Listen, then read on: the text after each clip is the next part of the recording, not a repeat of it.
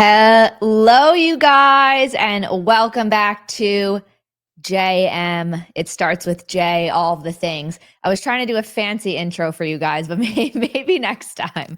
Maybe next time. We have an exciting show ahead of us. I have members of the new party here, and we're going to bring them on in just a moment.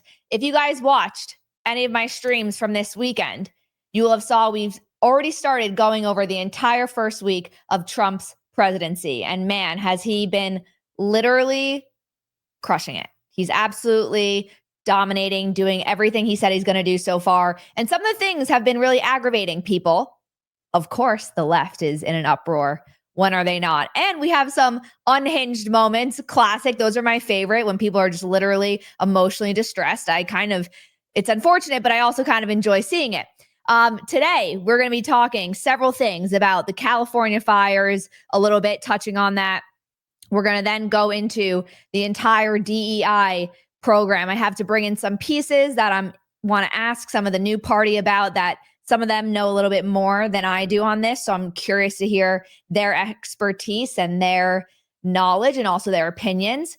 And then we're going to kind of finish it up with my favorite topic, which is immigration. And if you didn't just see 3 hours ago, I posted a video about immigration. Go watch that after this if you haven't watched it. But without further ado, I'm going to bring them up one by one. So far, drum roll, please. We have the lovely Nora Christine to the party. Everyone say hello. Now, hi, everyone. There she is. There Good she evening. is. Next, Great to be here. Oh, I'm always a pleasure. Always a pleasure. Next, we're bringing up Gray. Nice to Howdy. meet you. Howdy. Drum roll from Cody. Exactly. And last, but definitely not least, we have the vulgar locker room. How's everybody? We How's it are going? Doing you great. guys. I'm excited to have you. You guys, thank you for letting me host this week. It's a pleasure. Always. So I'm very curious. I want to touch quickly. We don't have to go too in depth in the California fires, and have you guys been paying attention to kind of what has been developing with that? I feel like there's so much going on that some of these other stories that were hot kind of fall below the wayside. But has any of you been following what Trump has been doing? Yes. Yep. I saw him go and do like the round table discussion. I saw him on a tarmac with Gavin Newsom, and he's threatening to hold funds. I heard that as well. So I've been following pretty closely. Is that what you're talking about? Exactly. Did you think that he was that Trump was white knuckling Gavin Newsom when they met on the outside of the plane? Oh yeah, his hand was like yellow. You saw that? He had Trump's imprint was on his hand.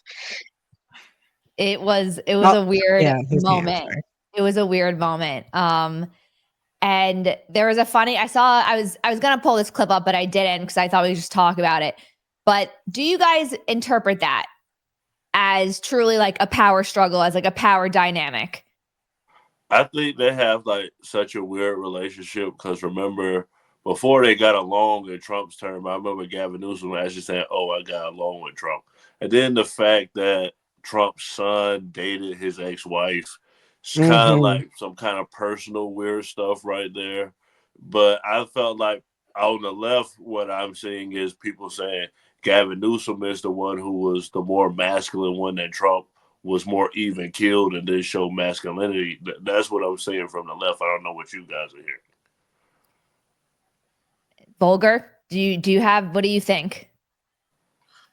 I feel like that Trump has shown, to me, he's shown more of the masculinity as far as making the hard choices and saying, do this or do that, or I'm not going to give you funded. To me, that would be more of that. It's almost like a fight, for the hierarchy. I think that's what it could be. It could be two strong-minded men that are attempting to fight for dominance because they don't agree. Yeah. And because you guys are, well, two of you are men, half and half here. Is there like an unwritten rule with men and competition? And I don't know if Nora, if you agree, because like I feel like there's just like Yes. growing up, like girls, like just when you meet each other, you like already are sussing each other out, and there's like an unwritten like we're already competing before we talk. Do men have this too? No, you have to. That's part of the nature of a man. So in order for us to work together, there are roles and there's a hierarchy that has to be established. This can happen with violence. It can happen with financially. There's all kind of ways. But if you get a bunch of men together, they're going to fight it out to see who's the alpha. And then once that's established, everybody else has to fall in line. This is actually science, physical, where the person who becomes the alpha has more testosterone, and the others who follow their testosterone will drop so that they can fall in line. This is scientifically proven. So yes, that's with all men. If they get together, they're going to fight it out to see who's the top dog. I'll say if it's women involved, men definitely are going to compete. The things that men fight over is the three things is money, women, and ideology. So, I mean, it's definitely going to be competition with women. Like sporting stuff is going to be competition, of course.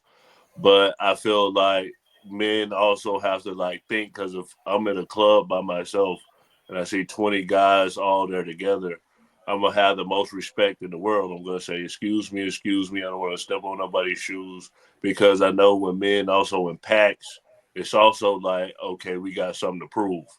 So testosterone does like play a role in that. And I'm pretty sure with the media, with both of them, cameras is on. Hey, we got, I'm going to see, we go, this is an old saying, you tough, I'm tough. We go see who the toughest. Mm. Mm. How do you know Well, though? Sorry, Nora, go, jump in. yeah. I was gonna say, I think we are in a stage of like red pill and manosphere and all that. And so what people think is masculine to me now is kind of borderline abusive. And so also I think that real strong men protect versus attacking. And I just feel like, Trump shows that he's strong because he protects and Gavin Newsom attacks. So, like, I think that Trump shows what a real masculine man is, even as an 80-year-old man. Mm. And I totally hear that, and I'm still though in the lane. And I got just like destroyed on my Instagram 2 days ago because I made a video about how men should be fit, with the exception of if you have disabilities or something that a health issue where you cannot get fit. And then I made a video after, which I was going to do, about what I think women should do. But the men in the comment section it was 50-50. Half of them were so in agreement, like, she's so right. If you don't work out and take care of yourself. And I didn't say you need to be like, the Hulk Hogan and be shredded. I mean, it's kind of, I enjoy that, but like, you don't have to, be a freaking bodybuilder. But I emphasize on taking care of yourself and what it means as a man in terms of masculinity. However, I think we are at this place where it was super, like what Southern B just said in the comment section about, the alpha male beta talk should go in the trash. I'm kind of still on it. I'm kind of still on the vibe. And I think it's because maybe I live in such a liberal city that I'm like, where are the men? Well, Say you people can't in New throw York are in shape. They look great.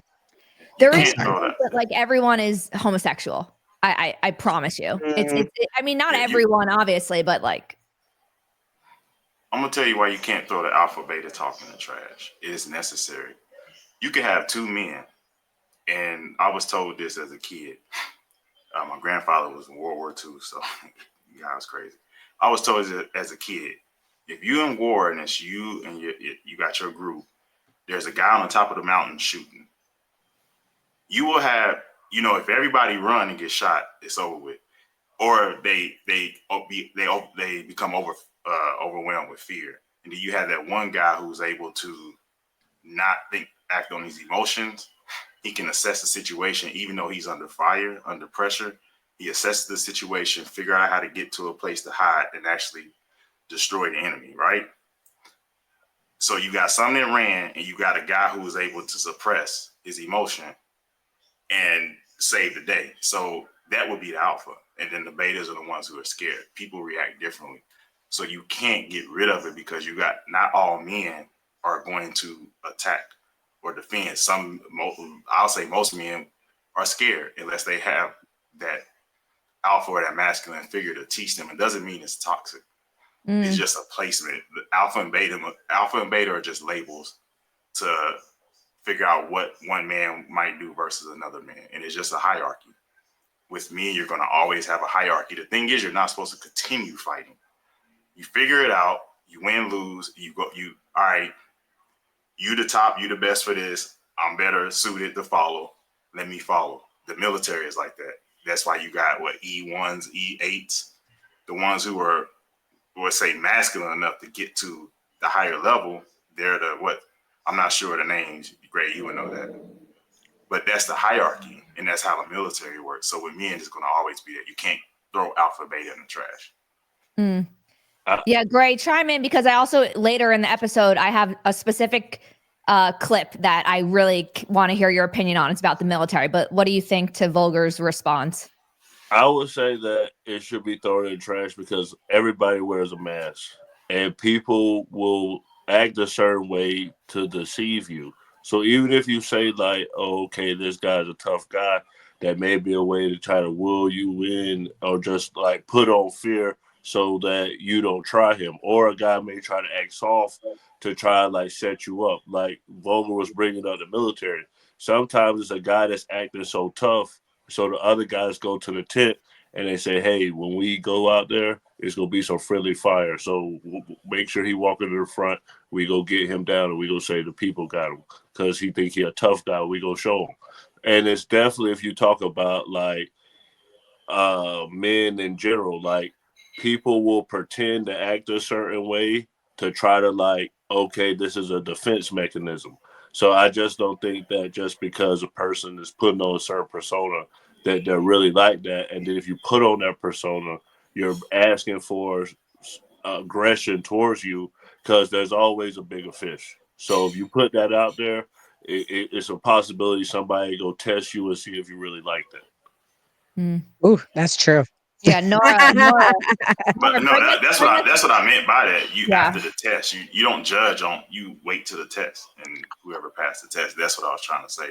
Yeah, because you have fakers. The fakers shouldn't get promoted if you're doing it correctly. Nora, what do you think here before I play this clip? And we're going to see a very interesting power dynamic between actually Trump and Karen Bass. But Nora, what do you think? Of what? Any of a response in terms of men and competition, or any female in competition, just rounding out this like power dynamic? Yeah, I mean, we're always in competition. I saw this clip the other day, and it was like a boyfriend and girlfriend walking down the street. The girlfriend was walking down, and she was like, "La, la, la," and the boyfriend was like, "I can take him on. I can take him on." And I've been told by close male friends of mine that when they walk into a room, Gray, you can tell me if this is wrong, but when they walk into a room, they're like, "Who can I fight? Like, who can I take on once I get in the room? Can I take him on?" Even in friendships, guys have told me that when I meet a guy, I'm like, "Can I fight him?" Yeah, D said that, Each other up. I know you try to move on, Jenna. My bad. D said that, and my response to him was this: that it depends on where you're at. If you go to what a Comic-Con where they cosplay and stuff, the guy that likes NFL and watch every sport event, he's not going to be the alpha male there because it's about Pokemon and anime and stuff like that. If you go to Harvard, it's going to be who's the smartest person. So depending on like the scenario, also there's gonna be the guy that has the power dynamic. Like Jenna, you were saying, like who's in shape. Gavin Newsom's way more in shape than Trump, but Trump is way more aggressive and way more unpredictable. Exactly. So it all depends. That's true. So basically, where the person feels the most comfortable in whatever environment, whether it's physically or with their job, they're going to show they're going to dominate. So that brings us into this clip. I want to just play it really. We won't maybe play the whole thing, but this is at the round table.